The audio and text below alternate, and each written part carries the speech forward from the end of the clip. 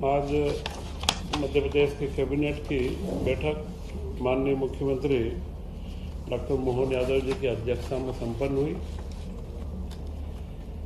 और कल के विशेष सत्र के ऊपर नारी शक्ति वंदन के ऊपर जो मध्य प्रदेश सरकार ने विशेष सत्र आयोजित किया था, उसके लिए सभी महिला मंत्रियों के द्वारा मुख्यमंत्री जी का अभिनंदन किया गया है कि इस संदर्भ में मध्य प्रदेश ने सर्वप्रथम देश में नारी शक्ति वंदन के आरक्षण का जो मुद्दा था उसको एक संकल्प के रूप में यहाँ पास किया।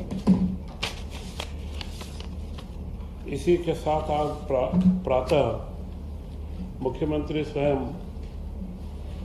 बालाघाट जिले में कान्हा वन में गए थे और वहाँ पर जंगली भैंसे जो मध्य प्रदेश में 150 वर्ष पूर्व में थे, आसाम से इस बार भी 16 इस वर्ष के अंदर जंगली भैंसे लाए जाएंगे।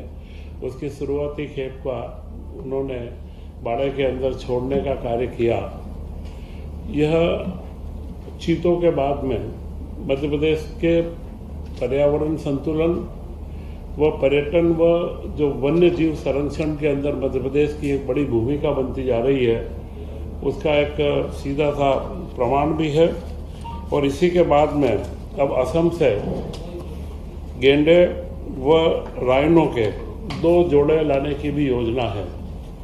तो यह घास के जंगलों में लंबे समय तक रहने से एक इनका इकोसिस्टम डेवलप होता है, जो गाय और बाकी जो हिरण और बारहसिंगा रहते हैं उन सबके लिए इनका एक वन्य जीव में होना बड़ा महत्वपूर्ण है। आज इस प्रारंभ में मुख्यमंत्री जी ने यह जानकारी भी सबके साथ शेयर करी है।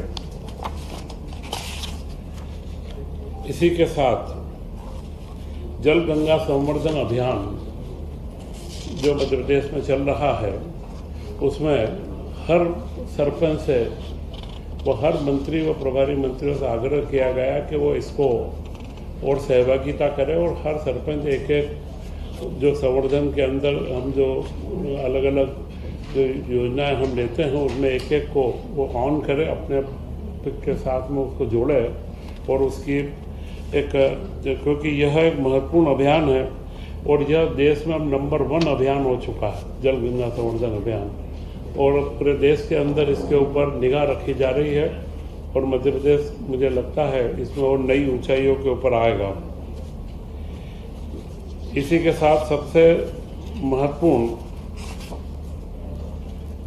गेहूं का उपार्जन प्रारंभ हो चुका है और केंद्र सरकार के द्वारा इस बार सबसे बड़ी वृद्धि जो 82 लाख टन से बढ़ा करके 100 लाख टन उपार्जन की परमिशन मध्य प्रदेश सरकार को दी है। यह किसानों के हित में बहुत बड़ा निर्णय है। प्रारंभ में लघु व मध्यम किसानों से जो उपार्जन किया जा रहा था, अब सभी किसानों का उपार्जन प्रारंभ कर दिया, क्योंकि इतने बड़ी संख्या में उपार्जन पहली बार मध्य प्रदेश करेगा। परंतु 1-2 दिन के बाद में अभी लगातार जो अच्छी खबरें आ रही है और उपार्जन सेंटर बराबर चल रहे हैं और शासन ने निर्णय लिया है कि शनिवार की छुट्टी नहीं रखते हुए पूरे सप्ताह में कम से कम 6 दिन तक गेहूं का उपार्जन किया जाएगा। तो यह 78 लाख टन से 100 लाख टन का उपार्जन इस बार किया जाएगा। 9.50 लाख पहले 78 टोटल 9,49,000 लाख स्लॉट बुक हुए हैं, जिसमें से 4,49,000 किसानों ने अपनी फसल बेची है और अभी तक 29.31 लाख मीट्रिक टन का उपार्जन हो चुका है और जिसका 2546 रुपये करोड़ की राशि वितरित की जा चुकी है। तो यह गेहूं उपार्जन इस विवाह के समय में किसानों को, लघु मध्यम किसानों के लिए बड़ी अच्छी सौगात लेकर के आया है और इसकी निरंतरता अगले माहों में जो रहेगी तो मुझे लगता है कि किसानों के लिए एक सकारात्मक माहौल बनेगा।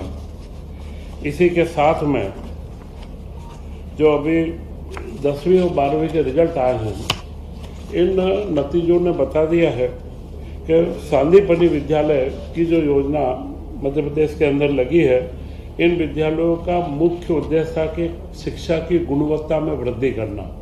तो यह अपनी गुणवत्ता के अंदर यह एक सार्थक सिद्ध हुआ है ये प्रयोग। और इस बार 10वीं और 12वीं के नतीजों में 58 छात्र छात्राओं ने मेरिट में मध्य प्रदेश में स्थान इसमें बनाया है।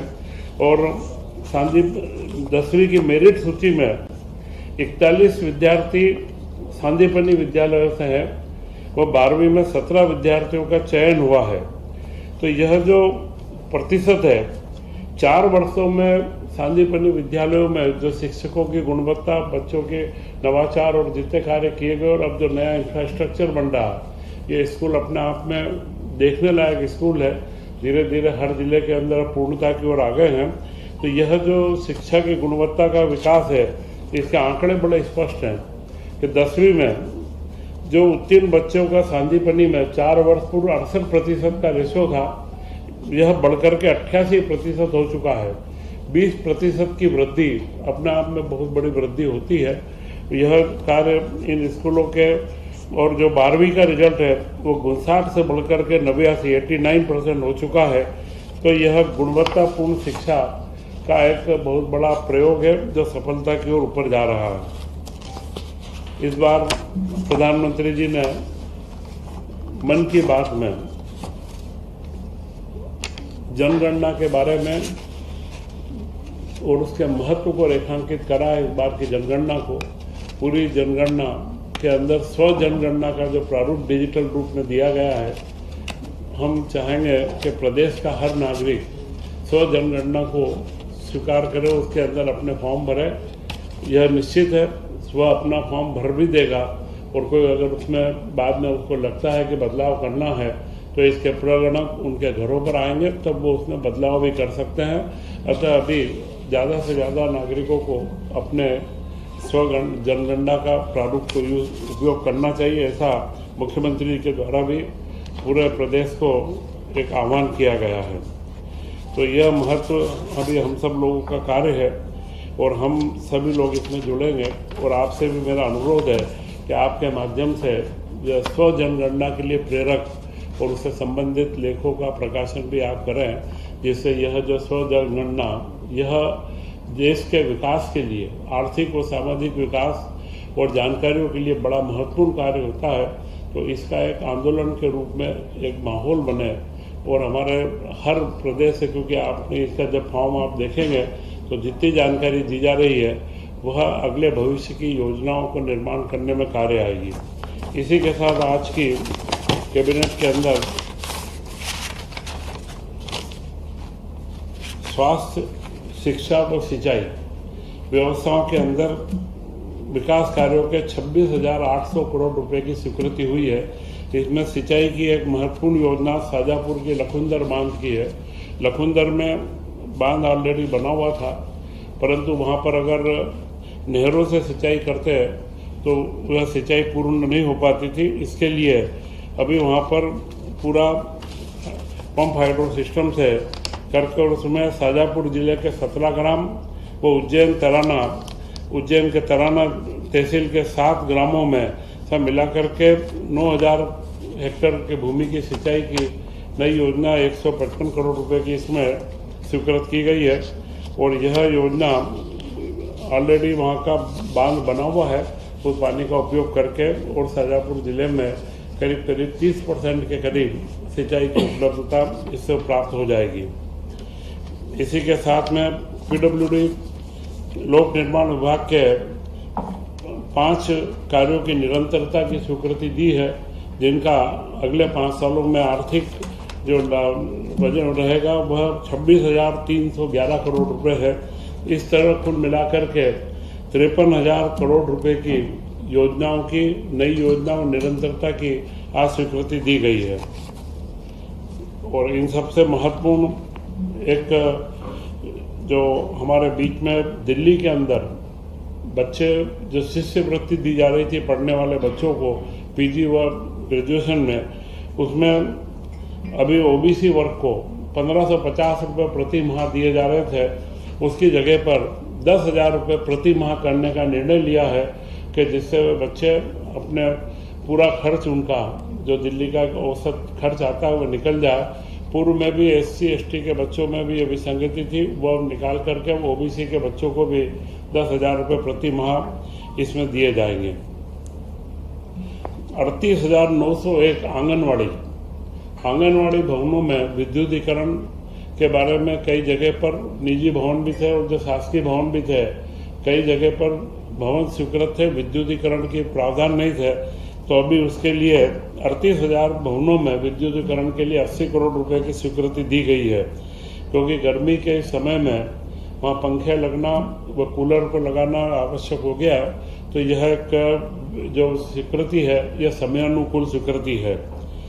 इसी के साथ में जो चिकित्सालय के अंदर गांधी चिकित्सा महाविद्यालय भोपाल में जो राशि दी गई है 80 करोड़ की, वह PG सीट की वृद्धि के लिए जो आवश्यक अधोसंरचना का निर्माण है उसके लिए है। और श्याम साह चिकित्सा महाविद्यालय रीवा में जो स्वीकृति 174 करोड़ के रिवाइज एस्टीमेट को स्वीकृत किया गया है, यह भी उसके वहाँ पर सुपर स्पेशलिटी हॉस्पिटल है उसके लिए दिया गया है। इसी के साथ में ये सारी योजनाओं की स्वीकृति और इन सबसे एक मध्य प्रदेश सरकार की निरंतर गतिशीलता व एक समायोजित अर्थव्यवस्था आर्थिक प्रबंध को बना करके रखना और जो हमारी योजनाएं हैं उनकी निरंतरता को रखने का कार्य किया गया है। मैं ऐसा मानता हूं कि मुख्यमंत्री डॉक्टर मोहन यादव जी के नेतृत्व में प्रदेश में लगातार नए नवाचार, इकोसिस्टम, पर्यावरण संतुलन व हर क्षेत्र में सरकार अपनी कई न कई उपलब्धियां ला रही है।